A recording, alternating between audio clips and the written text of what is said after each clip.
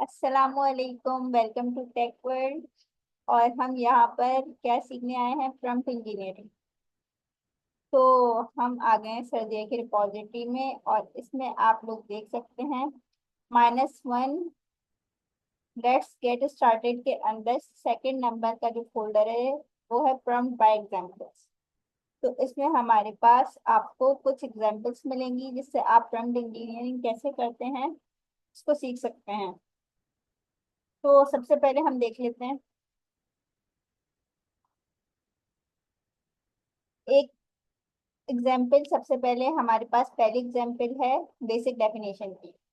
तो अगर आपको किसी भी चीज़ की बेसिक डेफिनेशन पूछनी है अपने एलएलएम से, तो आपने क्या लिखना होगा? You want to know what machine learning इन लोगों ने दिया है। आप कुछ भी पूछ सकते हैं, व्हाट इज एजेंटिक एआई या एनीथिंग, कोई भी सिनेरियो हो सकता है। तो हम आ जाते हैं अब चैट जीपीटी पे, हम इसको लाइव करके देखें।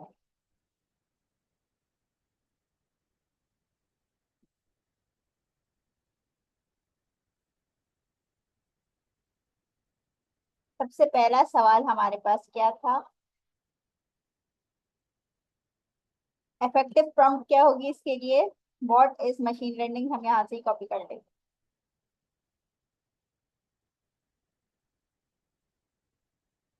फिर यहाँ पर हम पेस्ट करते हैं। अच्छा, ये बताओ कि स्क्रीन थोड़ी बड़ी कर दो ना?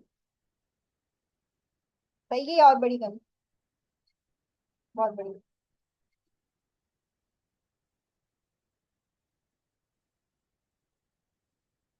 तो हमने एक इफेक्टिव प्रॉम्प्ट दे दिया है, बिल्कुल बेसिक प्रॉम्प्ट है, हमारा पहला प्रॉम्प्ट है प्रॉम्प्ट इंजीनियरिंग का।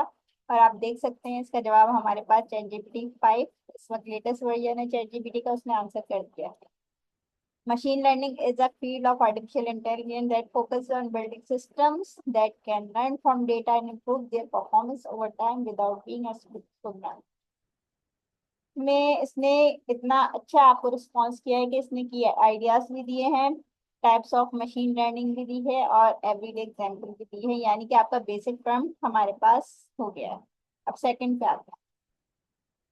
अच्छा, इसकी एक्सप्लेनेशन भी देख लेंगे इसमें हुआ क्या है। ये this prompt is direct and straight forward.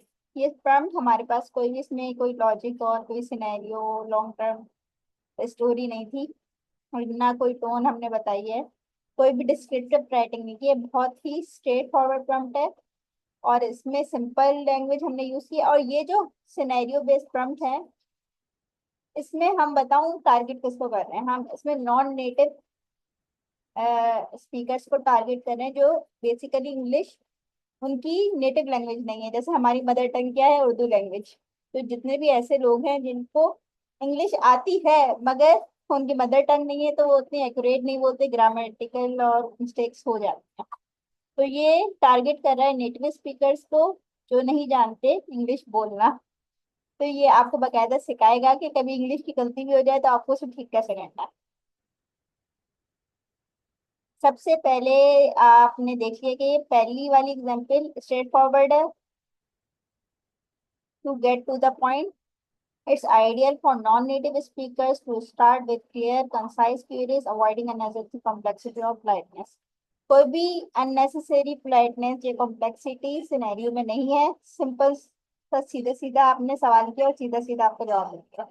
अब दूसरा हमारे पास सिनेरियो क्या है, एग्जाम्पल और या एक्सरसाइज आप कह रहे हैं क्या है? Specifying the audience. इसमें आपने पर्टिकुलर ऑडियंस को टारगेट करना है। Scenario: You need an explanation of photosynthesis suitable for a 10-year-old।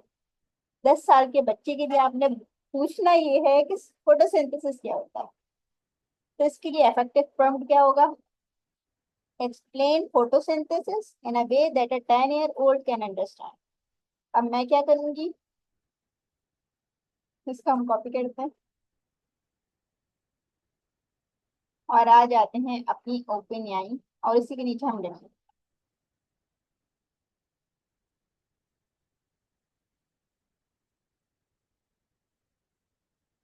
तो आपका ये सिनेरियो जो था वो फुलफिल हो गया। 10 साल के बच्चे के हिसाब से आपका चैट जीपीटी 5 हमें जवाब दे रहा है, रिस्पॉन्स कर रहा है। Okay, let's imagine a plant is like a little chef. That make its own food. यानी कि इसने बिल्कुल बता दिया है। अगर हम सीधे सीधे समझते तो हम ये समझते एक प्लांट है, उसके अंदर आपकी एनर्जी सनलाइट की जा रही है, आपने उसे वाटर देना होता है और फिर उन सारी चीजों को लेकर और क्या कहते हैं खाद वगैरह को लेकर वो फूड जनरेट करता है। इस प्रोसेस को हम फोटोसिंथेसिस कहते हैं। जबकि इसने क्या कहा है, इसने बहुत आसान अल्फाज में समझाने की कोशिश की है। आप इसको शेफ की तरह ले लो, 10 साल के बच्चे के लिए ये है कि आप शेफ हो और आप फोटोसिंथेसिस तैयार कर रहे हो।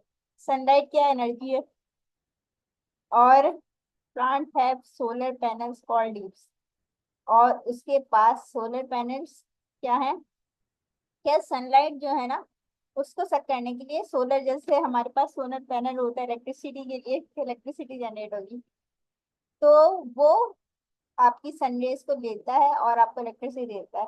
तो हमारे पास जो लीव्स हैं प्लांट के वो क्या देंगे, मैं पूरा फोटोसिंथेसिस समझाती। तो वो आपके सोलर पैनल के तौर पे काम कर रहे हैं जो सनलाइट को कैच कर रहे हैं। और just like you catch sunlight with your face when you sit outside, जब हम बाहर जाते हैं तो हम भी सनराइज को सनरेज को ना कैच कर रहे होते हैं।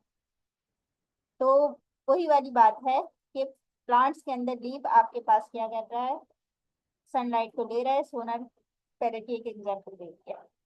एयर क्या है, उसका इंग्रेडिएंट्स है। वाटर क्या है, ड्रिंक है।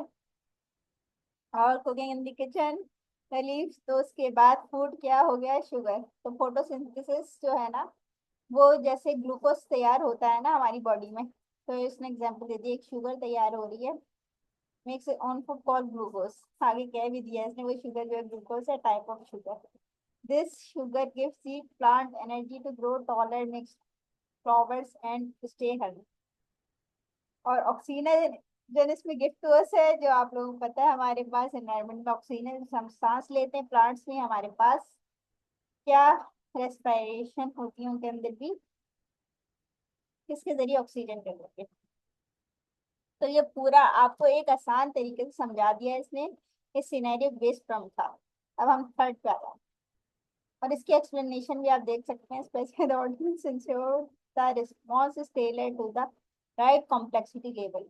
यानी कि आपने जो टारगेट ऑडियंस बोली है 10 साल का बच्चा है, तो उसके हिसाब से ही जवाब आया। यूजिंग एज अप्रोप्रिएट लैंग्वेज, यानी कि आपने इसमें एज बताकर अप्रोप्रिएट एक तरह से अपना पॉइंट दिया है। This technique help non native speaker focus on clarity and relevance, यानी कि जो लोग इंग्लिश उनकी मदर टंग नहीं है, नॉन नेटिव स्पीकर है, उनके लिए आसानी होगी अगर वो इस तरह से कोई सिनेरियो देते हैं। आप 5 ईयर्स ओल्ड का भी दे सकते हैं, आपको जितनी आसान तरीके से समझना है आप उतना दे सकते हैं। अब एक्सरसाइज 3 है। एक्सरसाइज 3 में क्या है, प्रोवाइडिंग एग्जाम्पल्स। अब इसका सिनेरियो ये है कि आपने कोई एग्जाम्पल पेश करनी है। You want the LLM to generate synonyms for the word happy. Happy के synonyms आपने पता करने हैं और LLM का रिस्पॉन्स हमें चाहिए कि वो हैप्पी के synonyms निकाल के दे। उसके लिए इफेक्टिव प्रॉम्प्ट हम यहाँ से कॉपी कर देते हैं। Give me 5 synonyms for the word happy, for example joyful and content। बहुत एग्जाम्पल्स हमने दे दी हैं दो, कि इसकी तरीके के आप 5 एग्जाम्पल्स पेश कर दो। हम इसी के नीचे आ जाते हैं।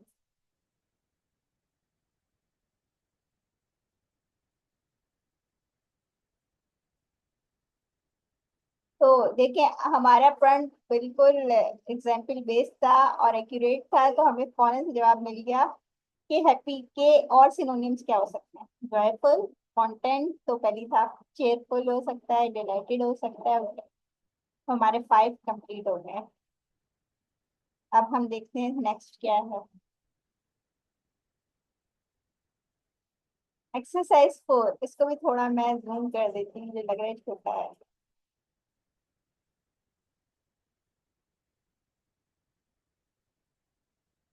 तो हमारी एग्जाम्पल 3 पूरी हो गई है, इसमें एग्जाम्पल प्रोवाइड कर दी थी, अब टोन सेट करनी है आपने।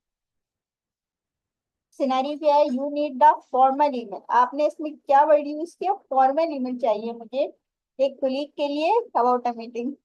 अब मैं अगर इनफॉर्मल बोलती तो कोई भी फ्रेंडली वर्ड यूज हो सकते हैं। मगर मैं फॉर्मल ईमेल जनरेट करवाना चाह रही हूँ, तो उसके लिए फॉर्मल वर्ड यूज करेंगे। और मीटिंग के लिए मैं बुलाना चाह रही हूँ।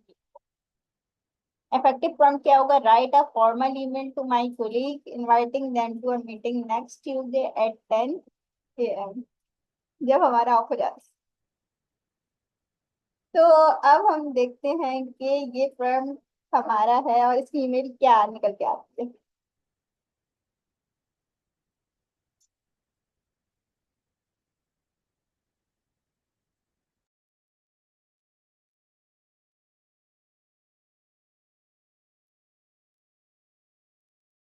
अच्छा, तो फिर अब हम देख सकते हैं हमारे पास एक्सरसाइज नंबर 4 के प्रॉम्प्ट का आंसर आ गया है। हमें ईमेल मिल गई है। देखें कितनी अच्छे तरीके से उसने ईमेल बना के दी है, हमें मेहनत करने की जरूरत नहीं है। Here's a polished draft for your email. Subject क्या है? Meeting invitation. सब्जेक्ट भी बता दिया है कि हम इनविटेशन आपको भेज रहे हैं, ट्यूसडे को चाहिए। हाँ, आपको इनवाइट किया जा रहा है 10 बजे, मगर ये सुबह के 10 बजे हैं, रात के नहीं है। डियर कोलिग्स नेम, यहाँ कोलिग का नाम आ जाता है। हम फरजाने की बात कर लेते हैं। Dear Farzana Shah, I hope this message finds you where I would like to invite you to meeting scheduled for Tuesday at 10 a.m. The purpose of the meeting is to discuss brief। यहाँ आप अपना टॉपिक बता सकते हैं। Our upcoming project milestone and next steps। वैसे topic अच्छा दिया है इसने एग्जाम्पल के तौर पे। Please let me know if this time is convenient for you or if adjustments are needed। I look forward to your participation। अब यहाँ आप ये कर सकते हैं कि जब आप ईमेल सेंड कर रहे हैं तो आप इसको कॉपी करें। फॉर एग्जाम्पल आप इस तरह से, और फिर आप इसमें चेंजेस करके भेज दें जब भी कहीं ईमेल भेजनी। वैसे तो अभी भेजनी ही नहीं है, तो यहाँ पर आप नेम चेंज कर सकते हैं, बल्कि स्क्वायर ब्रैकेट के हटा दें।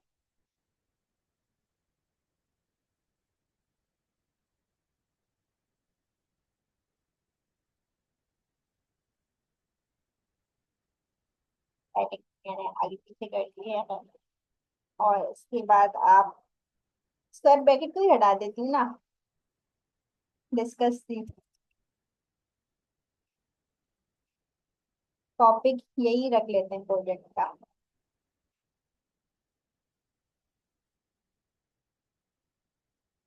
फाइनल ईयर प्रोजेक्ट का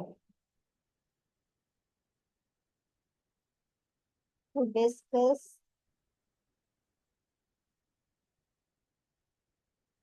our upcoming project management next steps. मतलब आप की अपनी एफिशिएंसी और क्रिएटिविटी नजर आ जाती है कि एक चीज तो उसने बनाकर दे दी है ना, जहाँ आप फंस रहे थे, तो बाकी काम आपका है।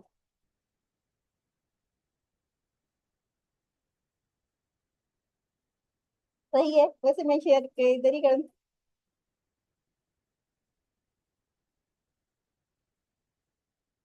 तो उसने बता दिया है कि ये उसने परफेक्ट कर दिया कि ये इसमें कोई मिस्टेक होगी तो उसने मेरे ख्याल से सही कर दी तो मैं बोल मैं तो खैर, ये हो गया हमारा फोर्थ राउंड।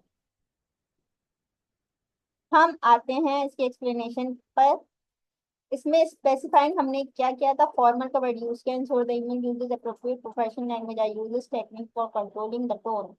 ये टोन को कंट्रोल कर रहा है कि असल में आप करवाना क्या चाह रहे हैं। यानी कि आप कोई भी अगर इवेंट से रिलेटेड चीज जनरेट करवाना चाह रहे हैं तो आप उसकी टोन इस तरह से बताएंगी कि event management for birthday party या एनीथिंग। तो वो टोन उस हिसाब से हो जाएगी जो आपका सिनेरियो है, जिसके लिए आप मतलब रिस्पॉन्स चाह रहे हैं चैट जीपीटी से या अपने एलएलएम से।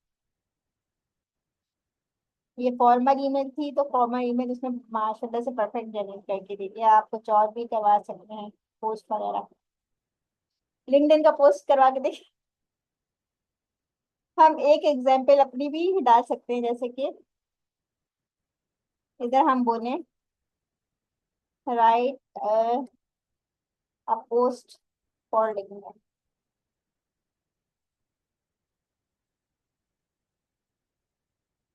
ये टूल हम स्पेसिफाई करेंगे, हम लिंक्डइन के लिए पोस्ट कर रहे हैं। फॉर दी क्या कहते हैं, trending chat GPT 5, 5, yes, 5 points highlights of new tools. मतलब आप जो भी सिनेरियो बताना चाहें उसके हिसाब से चीज आ जाएगी। अच्छा, अब आपको लिंक्डइन पे मैं ये करना चाह रही थी, मैं लिंक्डइन पे पोस्ट ऐसे ही उठा के कर देती हूँ अपने अल्फाज में। चैट जीपीटी से अगर आप बहुत तरीके से लिखवाए ना, तो आपका लिंक्डइन पोस्ट बहुत रिफाइन होकर आपके लिए तैयार हो सकते हैं, फिर आप उस पोस्ट कर दें। तो अब चैट जीपीटी के लिए मैंने आपके सामने प्रॉम्प्ट जनरेट करवाया है और उसका रिस्पॉन्स आ गया है हमारा। Exciting news, chat GPT 5 has arrived, open AI has officially launched 24। और मैंने बोला था 5 पॉइंट्स, 5 हाइलाइटेड पॉइंट्स आप देख सकते हैं। पहले क्या, smart mode switching, auto fast thinking, ये हमारा एक नया टूल है। Study mode for active learners, preset personalities and chat customisation, और seamless integration with Gmail and Google Calendar, ये भी। वैसे आप इस प्लस पे जाकर देख सकते हैं कि ये सारे टूल्स आपके पास मौजूद। तो खैर मैं भी इन टूल्स को नहीं छेड़ रही, मैं सिंपल प्रॉम्प्ट्स पे बात करूँ।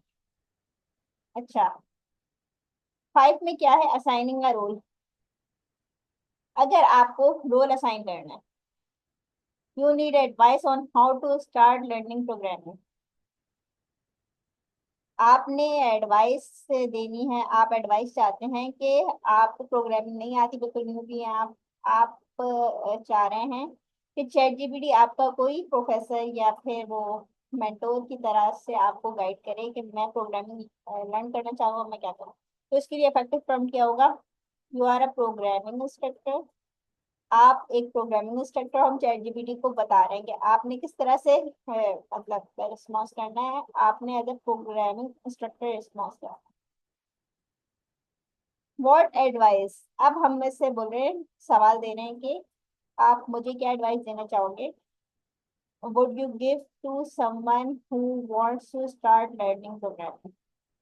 कोई ऐसा स्टूडेंट या कोई ऐसा मतलब इंसान है जो स्टूडेंट कह ले या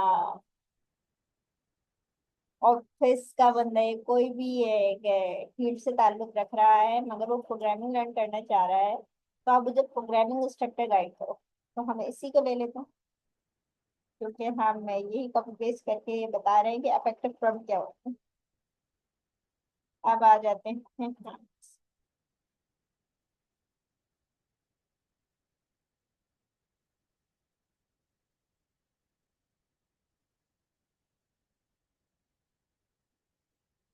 अब इसने आपको रिस्पॉन्स कर दिया है आपके प्रॉम्प्ट के हिसाब से। ये अब प्रोग्रामिंग इंस्ट्रक्टर के तौर पे आपको जवाब दे रहा है। Great question, someone is just starting programming, here is the advice I will give as an instructor.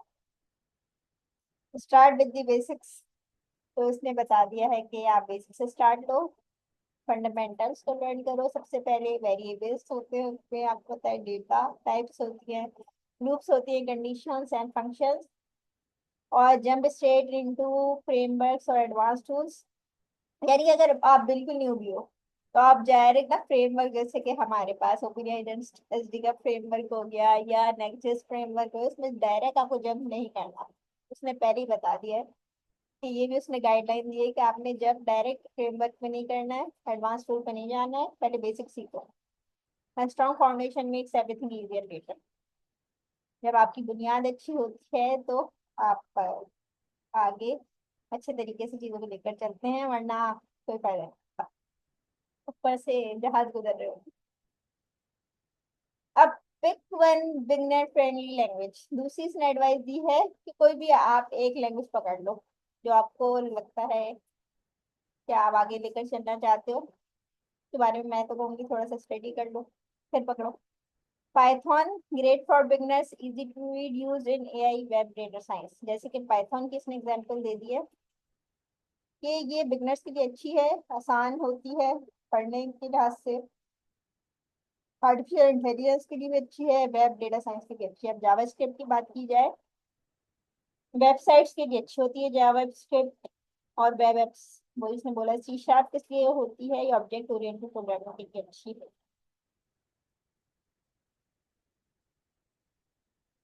अगर आपको ऊप समझना है तो सी शार्प पे जा सकते हो, जावा में जा सकते हैं। आपको पता है पाइथन में टाइप इंट्रोड्यूस में मसले होते हैं कि कोई प्रॉपरली 100% ऊप पर भी बेस नहीं करती है, उसमें कुछ ऊप के रूल्स फॉलो नहीं हो रहे प्रॉपरली। अच्छा, तीसरी एडवाइस इसने दी है, लर्न बाय डूइंग।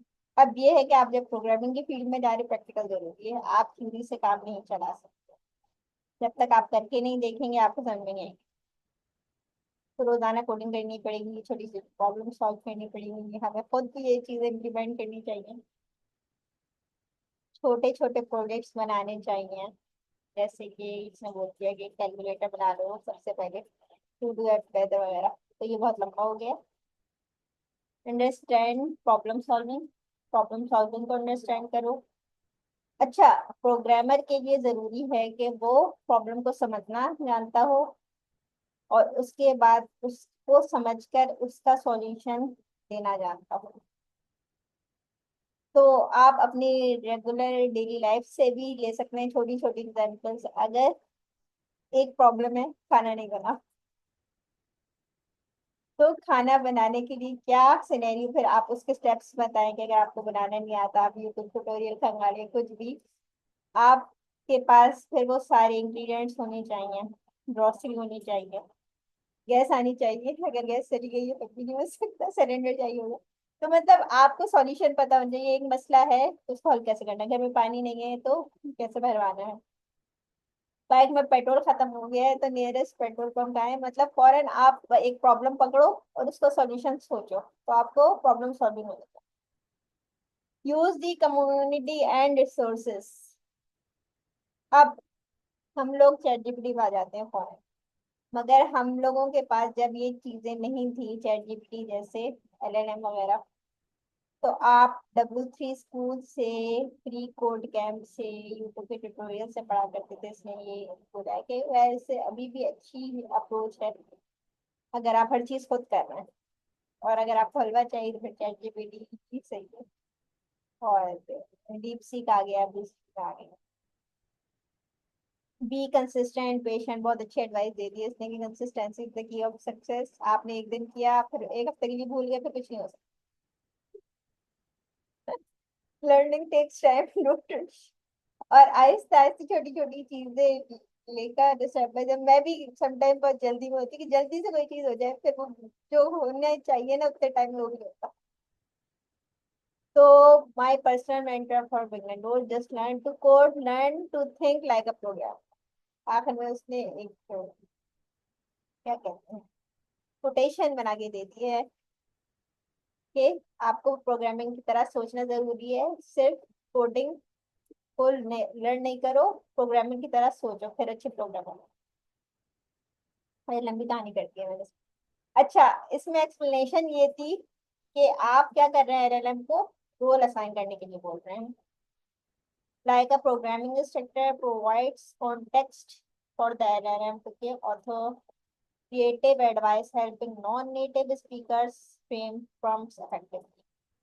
यानी कि अब जो बंदा इंग्लिश, वही वाली बात है कि नॉन नेटिव स्पीकर है, तो वो इजीली अब प्रॉम्प्ट देकर अपना मसला हल करवा सकता है, और उससे यह एक रोल बेस्ड भी काम करवा सकता है। जैसे प्रोग्राम इंस्ट्रक्टर के तौर पे आपने करवा लिया है, आप जिम इंस्ट्रक्टर के तौर पे भी सवाल कर सकते हो, आप हेल्थ एडवाइजर के तौर पे भी सवाल कर सकते हो। जैसे कि हम लोगों ने हेल्थ की एप्लीकेशन बनाई थी, अब तो मुझे पूरा नाम भी याद नहीं आ रहा, हेल्थ प्लानर एजेंट। तो हम एक एग्जांपल अपनी भी दे सकते हैं। क्या आंसर, बस मुझे नहीं पता कि सवाल का answer, like a health planner agent, give me advice to lose 2 kg as a student of university.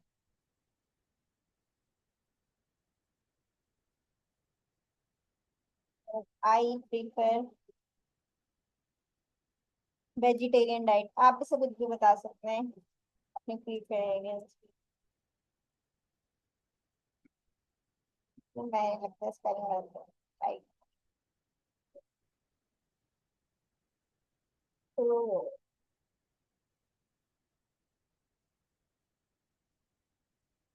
अब ये हेल्थ ट्रेनर एजेंट के तौर पे आपको आंसर कर रहा है कि इसकी प्रोफाइल क्या, यूनिवर्सिटी स्टूडेंट है, वेजिटेरियन डाइट है, गोल क्या है, 2 kg। मैंने नहीं बताया ना, मैंने ये नहीं बताया कि कितने दिन में लूज करना है। अच्छा है।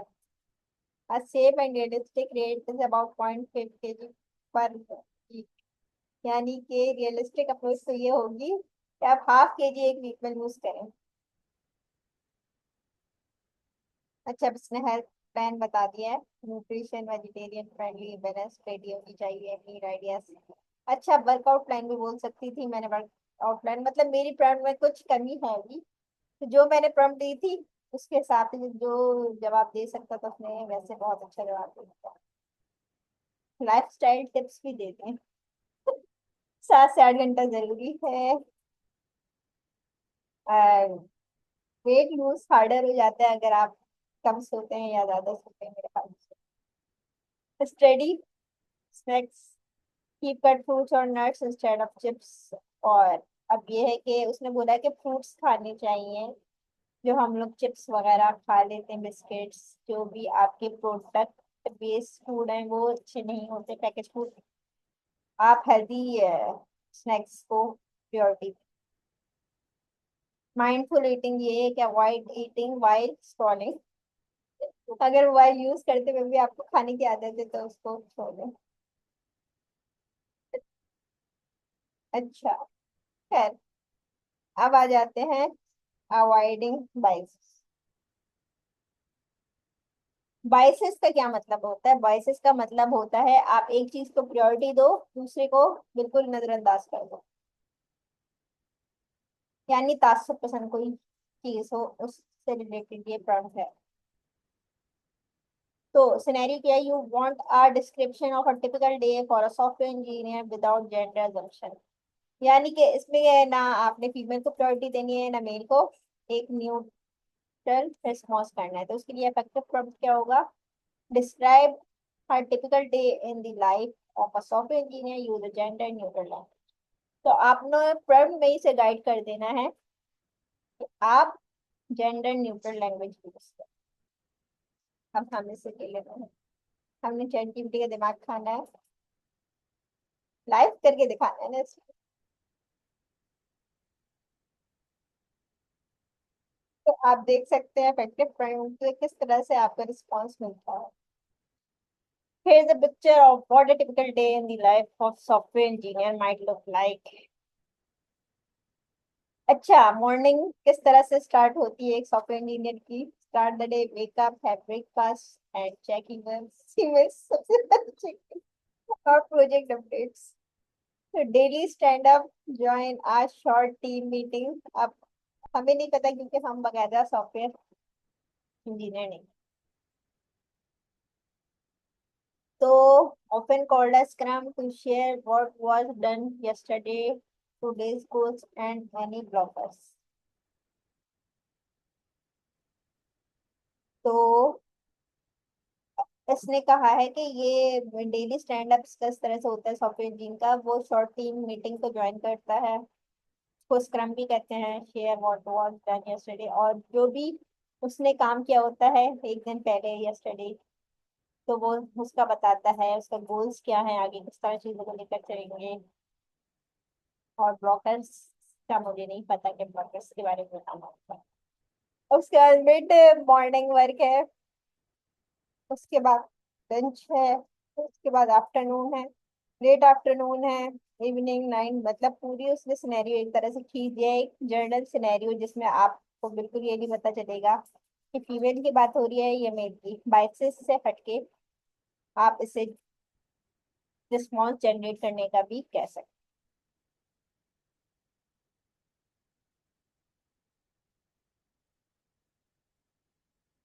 तो अब इसकी एक्सप्लेनेशन ये थी, specifying gender neutral language prevents biases.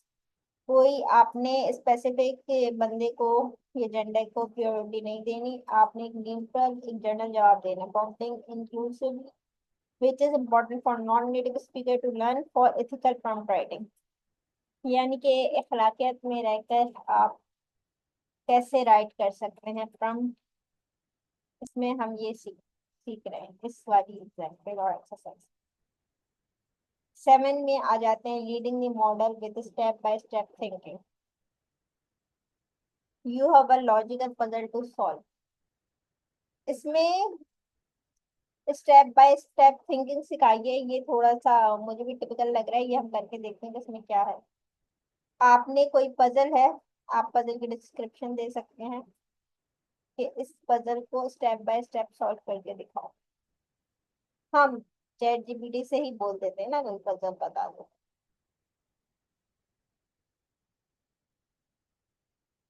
Puzzle example.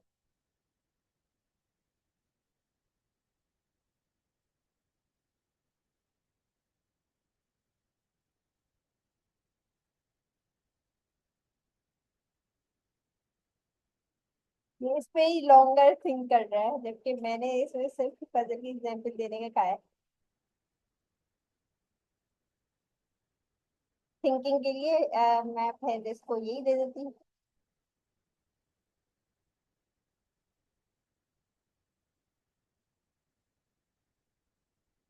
अच्छा, अब हम इसमें से एक उठाएंगे, पहला वाली उठा लेंगे।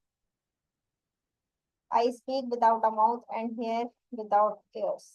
आई have nobody but I come alive। ये एक पजल है, इसको हम इधर पजल डिस्क्रिप्शन में। अब देखते हैं ये क्या स्टेप्स हमें देता है। अब देख लें कि ये लॉन्गर थिंकिंग के लिए प्रॉम्प्ट है, तो ये लॉन्ग सोचेगा और स्टेप बाय स्टेप आपको देगा आंसर। अब ये रिडल को सॉल्व कर रहा है स्टेप बाय स्टेप।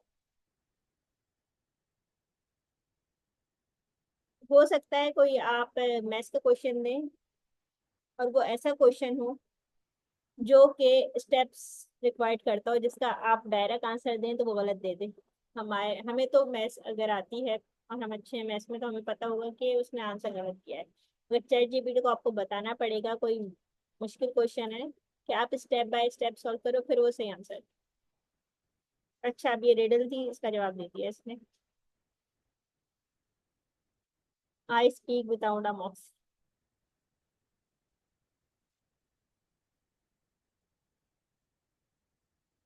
तो ये एक ऐसी चीज है जो मुंह के बगैर बोलती है, मगर ये पॉइंट कर रहा है नॉन लिविंग थिंग को। और हेयर विदाउट ईयर्स ऐसी चीज है जो कानों के बगैर सुनती है। मुझे भी अभी याद नहीं आ रहा है ये कौन सा। To sounds without actually listening suggest sound reflecting back with it hits a surface.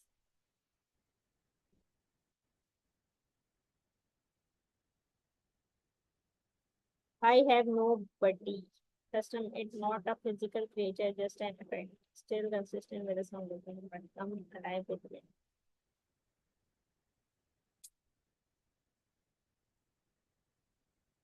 तो इसका आंसर इको है। मुझे नहीं पता कि सही जवाब दिया है या नहीं। क्या इसने इस रिडल का आंसर सही दिया है?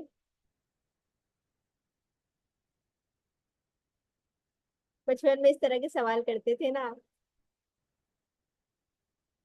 मुझे बिल्कुल भी इस वक्त एग्जाम्पल याद नहीं आ रही। एक चीज ऐसी जो नाक पे बैठे और कान को पकड़े। एक याद आ गया। तो आप इसको बता सकते हैं क्या हो सकती है? चश्मा। ग्लासेस। हाँ, ग्लासेस। तो मुझे इसमें यही याद आया, मतलब ये है कि आप बचपन में इस तरह के रिडल्स सोचते थे और करते थे ना, तो इसी तरह का इंग्लिश में ये रिडल था, मुझे बिल्कुल भी आइडिया नहीं था, तो उसने स्टेप बाय स्टेप जब इसको सॉल्व किया तो उसने बताया इको को कह रहा है।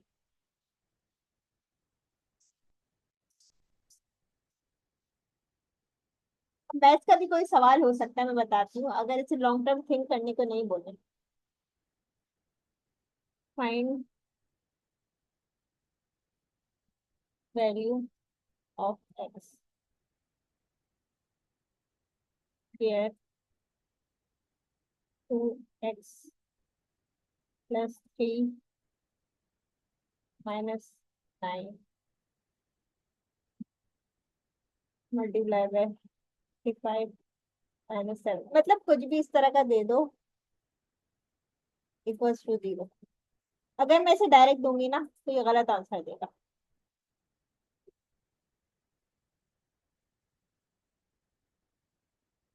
खुद ही लॉन्ग सोच रहा है, मगर ऐसी चीजों में आपने चैट जीपीटी को ये बताना है, एक्सरसाइज का मतलब ये था कि आप इसे खुद बताओ कि स्टेप बाय स्टेप सॉल्व करो।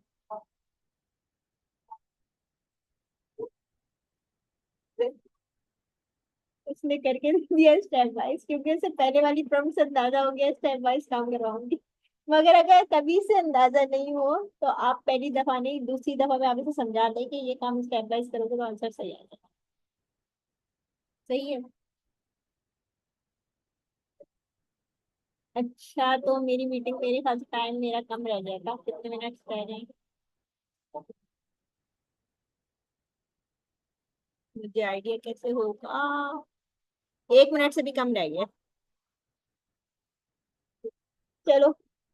अच्छा, इसकी एक्सप्लेनेशन दी थी, asking for step by step reasoning helps LLM break down problems logically. तो इससे ये होगा कि एलएलएम को लंबा सोचने की और लॉजिक को ब्रेक करने की मतलब टाइम मिल जाएगा, और फिर वो आपको एक्यूरेट आंसर दे सकेगा। इसकी एग्जांपल भी बताई थी मैंने, कहीं पढ़ी थी कि यही मैंने, जैसे मैं इसकी एग्जांपल दिए कि वो जल्दी में फौरन से जब जवाब देता है तो गलत दे देता है। आप स्टेप वाइज से काम करने को बोलते हो तो फिर वो बकायदा मैथ्स के स्टेप्स फॉलो करता है, फिर आपको आंसर सही निकालते हैं।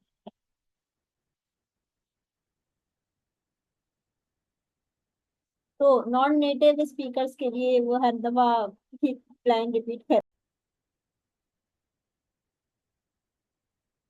तो हम बात कर रहे थे एक्सरसाइज नंबर 7। तो इसकी एक्सप्लेनेशन ये है कि हमने स्टेप बाय स्टेप रीजनिंग चाहिए एलएलएम से, कि एलएलएम जो हमें रिस्पॉन्स करे वो बाकायदा अपने पास स्टेप बाय स्टेप हमारी इंस्ट्रक्शन को प्रोसेस करे और उसके बाद उसको ब्रेक डाउन करे। अगर मैथ्स का क्वेश्चन है तो उसको प्रॉब्लम को लॉजिकली ब्रेक डाउन करेगा, जैसे कि पजल था तो वो उस पजल के हिसाब से चीज़ों को देखेगा, जो उसके पास पैटर्न्स वगैरह बने हुए हैं उसके हिसाब से फिर वो आपको रिजल्ट ला कर देगा। तो अगर कोई ऐसा सवाल है जो आपको लगता है जिसमें रीजन रिक्वायर्ड है, एक दफा में आंसर सही नहीं देगा, तो आप उसमें इसको बता सकते हैं कि आप मुझे स्टेप बाय प्रोसेस कर कर दो, जैसे कि solve this puzzle step by step. अब हम आ जाते हैं एक्सरसाइज 8 पर, यूजिंग आउटपुट प्राइमर्स। प्राइमर्स का क्या मतलब है कि हम चाहते हैं कि हमारा जो आउटपुट आए वो किसी स्पेसिफिक स्ट्रक्चर में आए, यानी कि हम बता रहे हैं कि हमें आउटपुट हम इस हिसाब से चाहिए, उसको कोई सिनेरियो हम खींच के बता सकते हैं। इसमें हमारे पास सिनेरियो ये है कि you want to write a haiku about water. अब इसमें हमने एक वर्ड यूज किया है हेकू, हम लिखवाना चाह रहे हैं हेकू अबाउट वाटर। हेकू हमारे पास एक पोइट्री टाइप है जो कि हमारे पास जापानीज के अंदर यूज होती है, जैसे कि हमारे पास पाकिस्तान में पोइट्री होती है, उसमें भी काफी टाइप्स होती हैं। इसी तरह से जापानीज की एक पोइट्री की टाइप हेकू है। हम उसमें आप ऑटम के बारे में लिखवाना चाह रहे हैं, तो इसका इफेक्टिव प्रॉम्प्ट क्या होगा, राइट अ हेकू, यानी कि पोइट्री जापानीज स्टाइल में लिख कर दो ऑटम के बारे में, start with leaves falling gently. यानी कि उसको स्टार्ट करो, उस टेकू को अ, इस फ्रेज से कहने आप इसको सेंटेंस कहने, is starting A birds snow leaves falling gently. तो हम लिख पाते हैं ये अपने चैट टाइप से, तो इसको मैं कॉपी करती हूँ।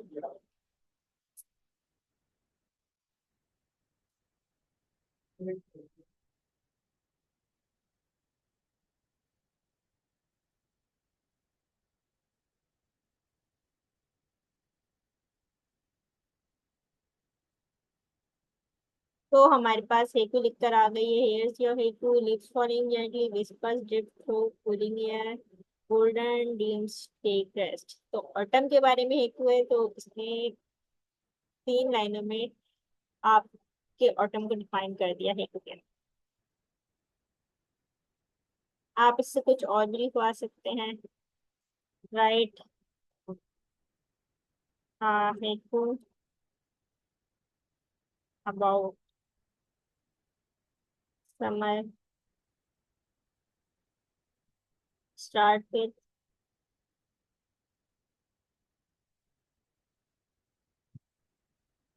सन इज शाइनिंग इन दिस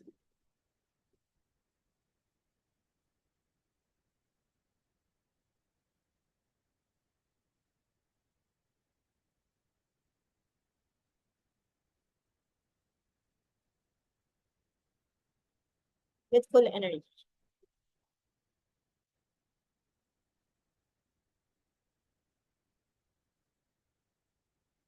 तो हाँ, हेकू का स्टाइल ये है कि वो छोटे छोटे फ्रेज में होता है। तो उसने इस तरह से हमें हेकू लिख कर दे दिए। Sun is shining bright with full energy it glows feels dance in the heat. तो समर के बारे में भी हमारे पास हेकू आ गई। इस तरह से आप और सीजन के बारे में भी लिखवा सकते हैं, जैसे कि haiku about spring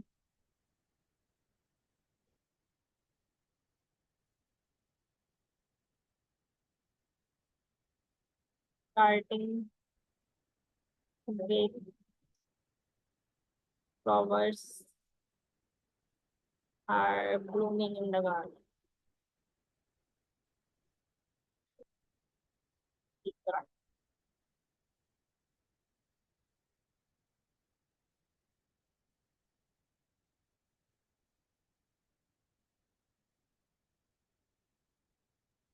Flowers are blooming in the garden like big soft rains hit the earth। तो ये स्प्रिंग का हो गया। अब हम इसको दिखाते हैं अपना विंटर के बारे में।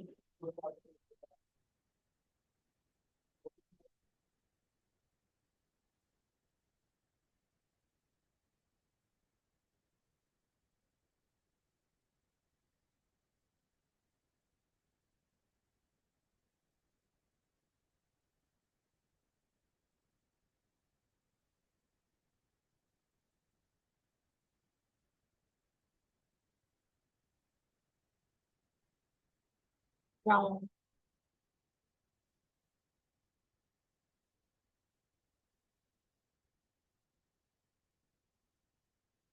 Wait consider.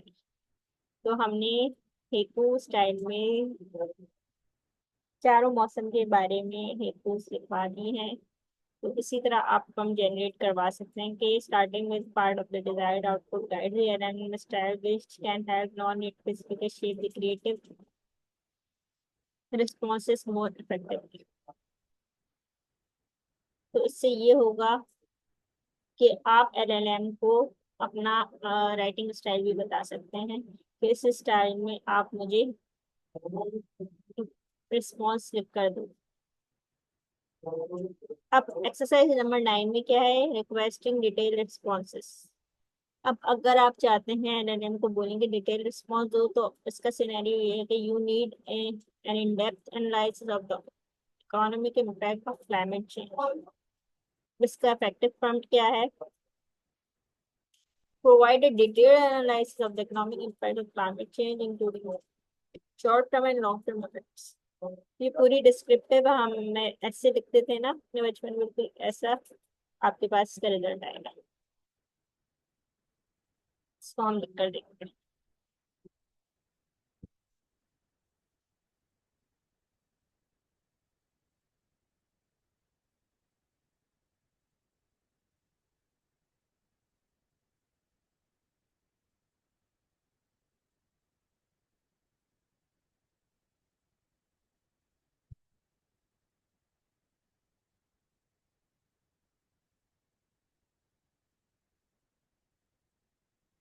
अपनी शॉर्ट टर्म भी बता दिए, 0 to 5 years में इकोनॉमिक में जो चेंज आया है, और 5 से लेके 100 साल में स्ट्रक्चर इकोनॉमिक जो चेंज आया है, तो उसने बाकायदा डिस्क्रिप्टिव राइटिंग आपको करके दे दी है, मतलब कभी भी कर रहा है।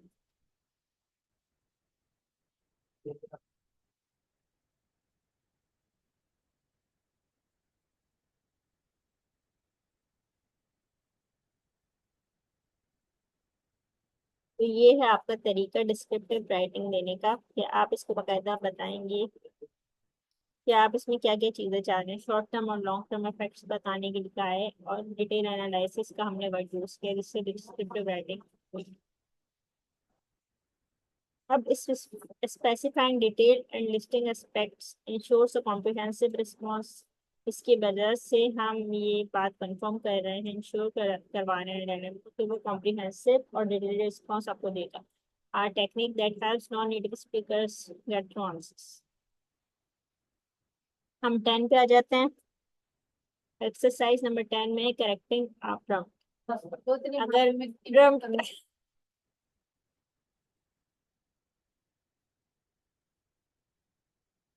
इंसान को जो है ना, बीच में इंटरप्ट नहीं करना चाहिए। बुढ़ापा तुम्हारा आ गया होगा।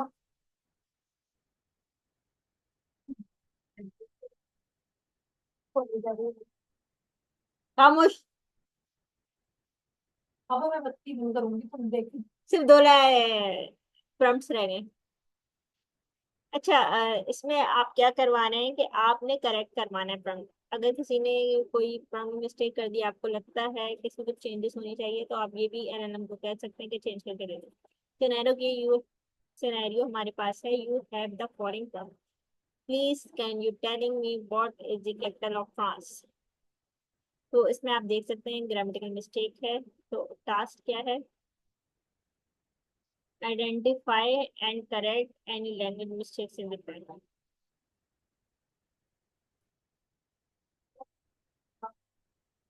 तो इसके लिए मैं सबसे पहले इसको ये सिनेरियो दूंगी, फिर वो खुद प्रॉम्प्ट आपको देगा।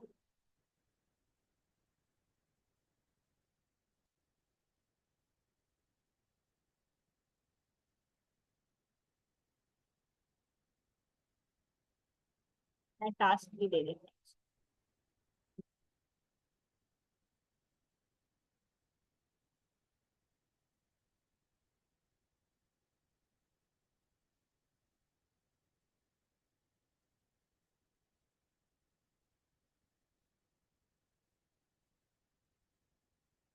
तो आप देख सकते हैं कि इसने सही या आपको करेक्ट वर्जन दे दिया प्रॉम्प्ट का। Can you please tell me what the capital of France is, what is the capital of France, ये लिख कर दे सकता है।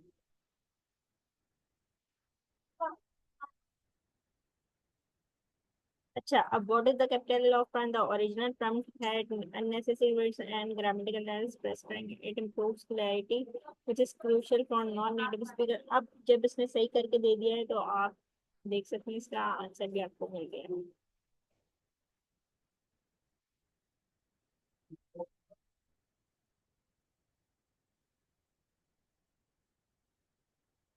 आप ये दे सकते हैं कि जो उसने करेक्ट प्रॉम्प्ट दिया है, आप इसको देंगे तो उसका आंसर आपको मिल जाएगा, पेरिस।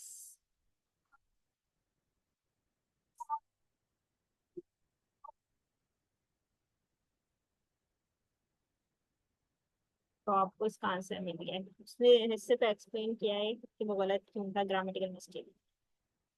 अच्छा, 11 हमारे पास प्रॉम्प्ट ये है कि कंपेयरिंग प्रॉम्प्ट्स। आप कंपेयर भी करवा सकते हैं कि प्रॉम्प्ट नंबर 1 ये टोक्यो पॉपुलेशन और प्रॉम्प्ट नंबर 2 ये कि आप इसको बोल सकते हैं want to know the,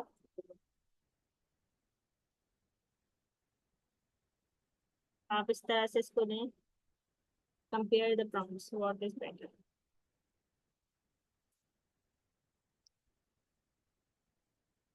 Compare the prompt which is better।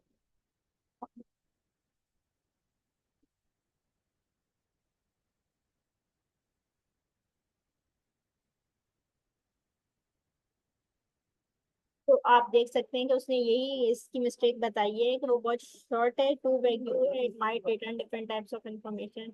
मतलब एम्बिग्यू से आपको क्लियरिटी नहीं मिल रही कि आप क्या आंसर जनरेट करवाना चाह रहे हैं, जबकि दूसरे में आप बता रहे हैं कि आपको असल में क्या आंसर जनरेट करना, what is the current population of Tokyo Japan. तो उसके बाद जब आप इसका आंसर खुद देख सकते हैं कि इन दोनों का आंसर क्या है।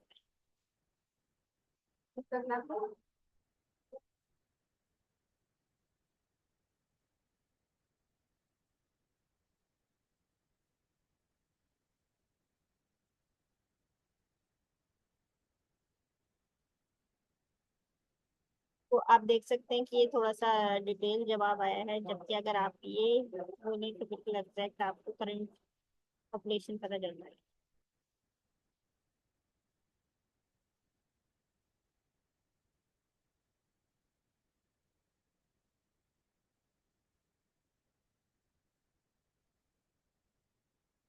और उसने रेफरेंस भी आपको बता दिए, रिलेटेड न्यूज ये 14.2 मिलियन है, मेट्रो एरिया 37 मिलियन है।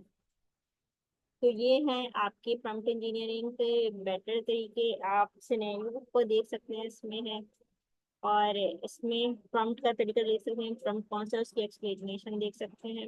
इंशाल्लाह एडवांस प्रॉम्प्टिंग के लिए हम मिलते हैं नेक्स्ट वीडियो में, जब तक के लिए अल्लाह हाफ़िज़।